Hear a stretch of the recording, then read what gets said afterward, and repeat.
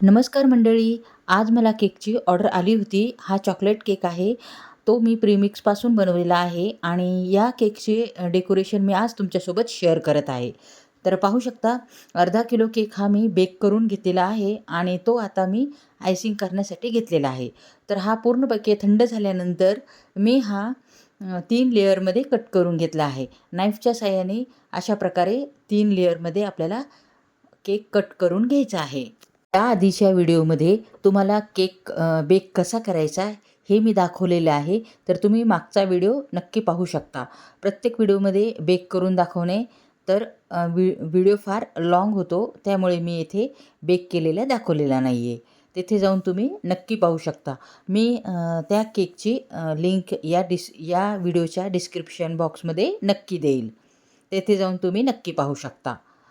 तर इथे मी डेकोरेशन तुम्हाला दाखवत आहे की मी डेकोरेशन कसे केले आणि केकची आयसिंग कशी केली.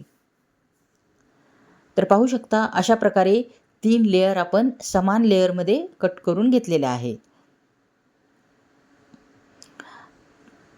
केक 3 लेयरमध्ये कट केल्यानंतर आपल्याला पाणी सोक करण्यासाठी एक चिल्ड थंड पाणी आपल्याला घ्यायचे आहे.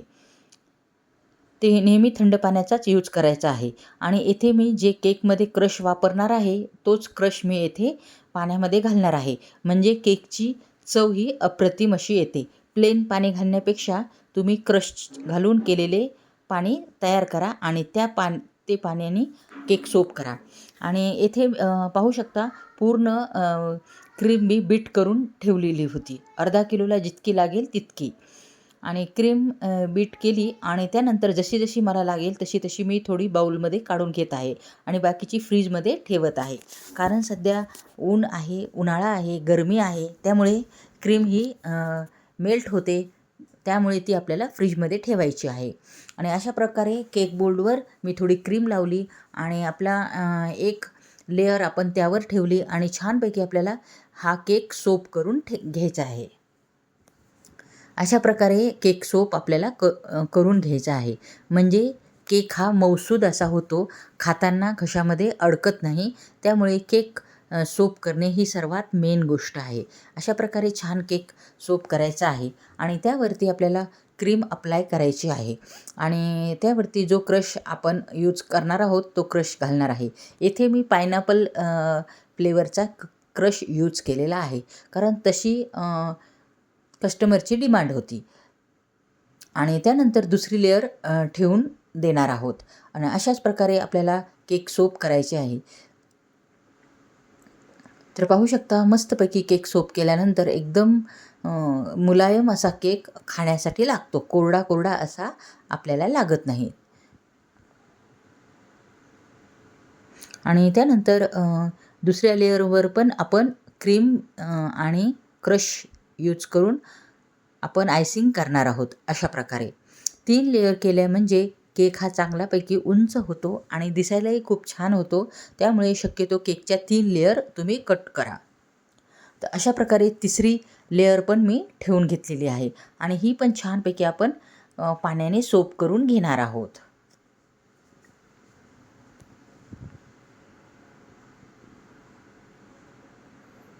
आणि त्यानंतर आपण क्रम कोटिंग करून घेणार आहोत. क्रम कोटिंग केल्यामुळे आपल्या केकचे क्रम हे क्रीममध्ये येत नाहीत. त्यामुळे आपल्याला क्रम कोटिंग प्रथम करून घ्यायची आहे. अशा प्रकारे तर पाहू शकता, नाईफच्या साहाय्याने मी क्रीम कशी केकवरती अप्लाय करत आहे आणि क्रीम पण छानपैकी बीट करून घेतलेली होती. पाहू शकता, अशा प्रकारे आपल्याला क्रीम छानपैकी बीट करून घ्यायची आहे आणि थोडी थोडी लागेल तशी यूज करायची आहे आणि बाकीची फ्रीजमध्ये ठेवायची आहे. म्हणजे ती छानपैकी चिल्ड आणि थंड राहते शेवटपर्यंत. अशा प्रकारे आपल्याला क्रम कोटिंग करून घ्यायचे आहे. पाहू शकता, क्रम कोटिंग पूर्णपैकी आपली झालेली आहे. यानंतर बरेच जण केक हा फ्रीजमध्ये ठेवतात 15 ते 20 मिनटासाठी. मी तसे न करता डायरेक्ट फायनल फिनिशिंगसाठी केक घेतलेला आहे. पाहू शकता, मी फायनल फिनिशिंग करून घेत आहे.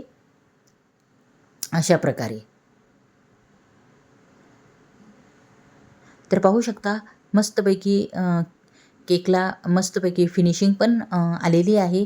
पाहू शकता अशा प्रकारे आपल्याला क्रीम केकवरती अप्लाय करायची आहे. आणि साईडनी पण मी फिनिशिंग येण्यासाठी स्क्रॅपरच्या साहाय्याने अशा प्रकारे आपण प्लेन करून घेणार आहोत. म्हणजे केक हे खूप छान असा दिसतो. छानपैकी लायनिंग दिसतात. पाहू शकता किती फिनिशिंगमध्ये आपला केक आलेला आहे आणि वरच्या एजेस पण मी प्लेन करून घेतलेल्या आहेत अशा प्रकारे.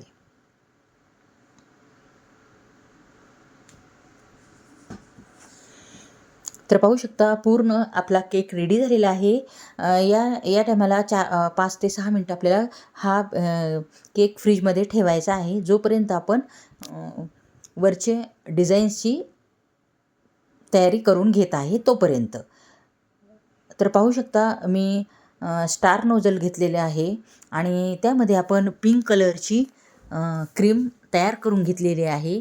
तर क्रीम तयार करेपर्यंत आणि सगळं रेडी करेपर्यंत आपल्याला केक फ्रीजमध्ये ठेवायचा आहे, म्हणजे तोपर्यंत केक थंड होतो छानपैकी. तर पाहू शकता त्यानंतर मी केक बाहेर काढला आणि त्यावरती नोझलच्या साहाय्याने मस्तपैकी अशा प्रकारे डिझाईन करून घेतलेली आहे. पाहू शकता एकदम सिंपल अशी डिझाईन आहे. स्टार नोझलच्या साहाय्याने अशा प्रकारे आपण ही डिझाईन करून घेतलेली आहे. अगदी सोप्या पद्धतीमध्ये आपण ही डिझाईन्स करू शकतो. पाहू शकता या डिझाईनमुळे केक किती अप्रतिम असा वाटत आहे. आणि त्यानंतर मी त्याच नोझलने साईडची बॉर्डर करून घेतलेली आहे, खालच्या साईडची.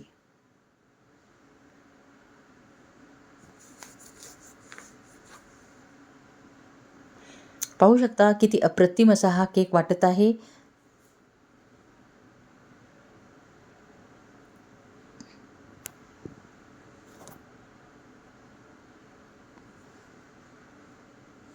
अगदी सिंपल डिझाईन तयार केली आहे, पण केक हा फारच अप्रतिम आणि आकर्षक असा वाटत आहे. पाहू शकता आणि एकदम ताजा आणि फ्रेश आपण कस्टमरला केक देतो. ज्या वेळेला ऑर्डर आली त्यावेळेला मी केक तयार करते.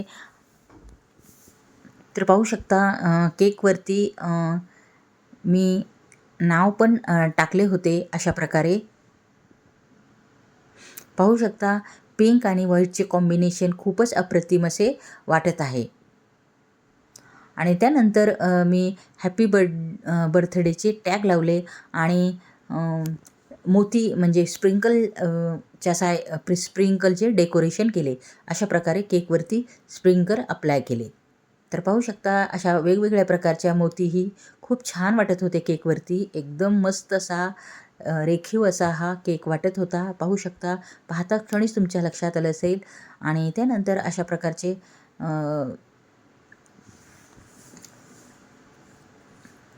डेकोरेशन मी केलेले आहे. यावरती मी स्ट्रॉबेरी पण वरती लावलेली होती.